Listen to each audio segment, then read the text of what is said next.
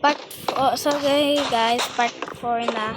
Kanina part 3 Sinabi ko lang kasi part 4. Sa part 4 na lang tayo. Ganun ang sinabi ko. Pero ngayon, part 4 na tayo. Pero kanina kasi part 3 nung sinabi ko yung part 4. Part 4 na ngayon.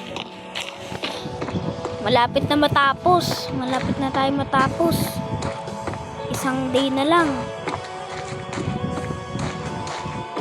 Gutom na pala ako.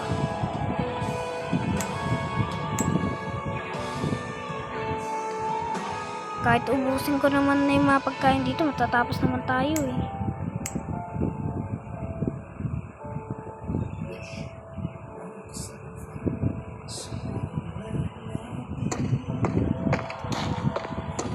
Diba?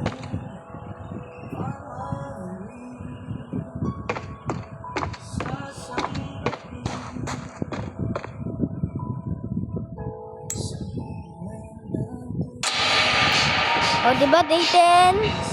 Ibig sabihin, bye-bye, guys!